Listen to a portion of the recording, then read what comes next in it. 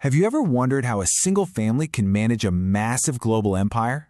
I mean, one that spans everything from deep-sea oil rigs to building skyscrapers? Well, the answer is often a powerful, kind of private structure called a single-family office, or SFO for short.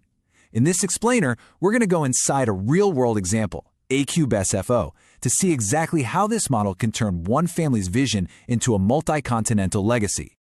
Okay, here's our game plan. First, we'll break down what an SFO actually is.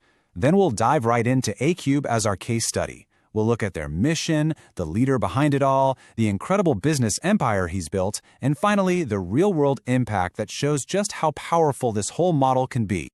All right, first things first, let's get the jargon out of the way. Before we can really get into the weeds with Acube, we need to get on the same page about what a single-family office even is.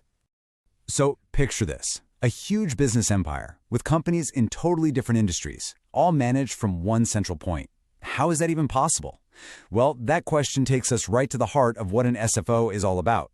Think of it like the family's own private command center. It doesn't make or sell anything itself. Its only job is to own and strategically guide all the other businesses in the portfolio.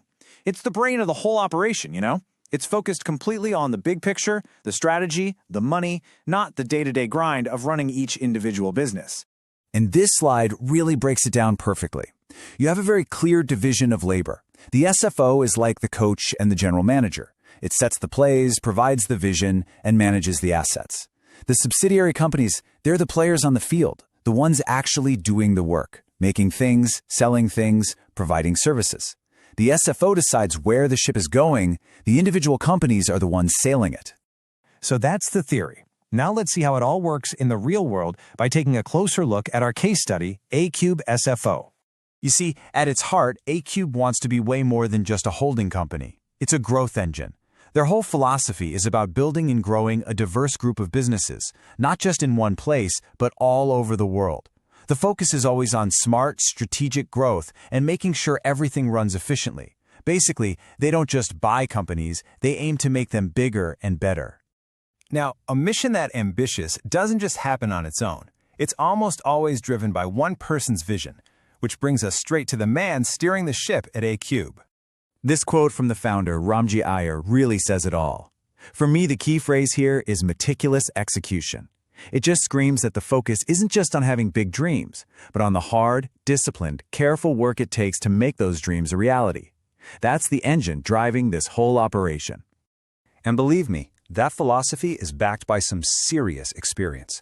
We're talking over 2 decades in some really tough, high-stakes industries like oil and gas and real estate. His career hasn't just been about managing things. He's got a proven track record of starting new companies from scratch and turning around ones that were struggling. That gives you a pretty good clue about the kinds of businesses Acube is interested in. So we've met the visionary. What has all that experience and vision actually built? Well, let's pull back the curtain and take a look at the incredible business empire that Acube SFO has put together. As you're about to see, this portfolio is all over the place, but in a very intentional way. There's a common thread running through it. It seems like every business was chosen for its potential to really shake things up in its industry, not just to be some passive investment sitting on a spreadsheet. Okay, so a huge pillar of the portfolio is in marine and energy, which makes total sense given the founder's background. And we are not talking about small-time operations here. These companies cover critical stuff, from global shipping and deep-sea surveying to equipment supply and high-level consulting, with major bases in both the UAE and India. So from the sea, let's move on to land. The second major focus is real estate and construction. And the scale here is just wow. It goes from their own development company building in the UAE all the way to massive low-cost housing projects and even giant sports complexes in India. They're literally building communities and changing skylines in 2 of the world's most dynamic markets. And if you think you've got them figured out, think again. The portfolio also includes making furniture and, in a really fascinating twist, investing millions in multiplex cinemas in North Macedonia. It just shows you they have a truly global, sector-agnostic strategy. If they spot an opportunity for growth anywhere in the world, they're going to go for it.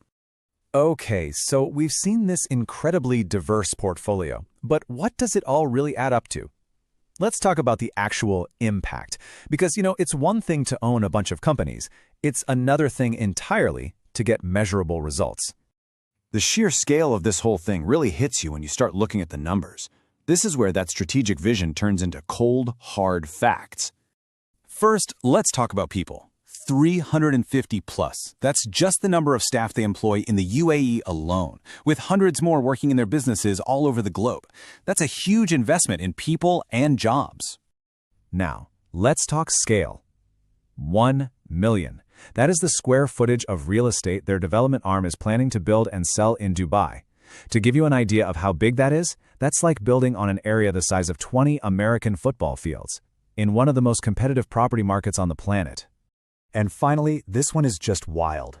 325. That's how many kilometers of deep water cable routes their marine survey company has mapped out. This is super technical, high-stakes work that literally forms the invisible backbone of our global internet and energy systems. So, when you put it all together, their footprint is genuinely global. From the Middle East to Africa and across Asia, their operations are spread across 3 continents. As this map shows, this isn't just a random collection of companies, it's a strategic international network. And that, right there, is the ultimate power of the single-family office model when it's firing on all cylinders. It lets a single, focused vision plant roots and then branch out into this diverse, worldwide legacy of businesses that create real value and real jobs all over the world. Which leaves us with a pretty fascinating final thought, doesn't it? As these private, family-led empires keep getting bigger and more influential, how are they going to shape the future of entire industries? When one family's strategic vision can impact everything from the Dubai skyline to the undersea cables connecting Africa, well, their impact becomes something we should probably all be paying attention to.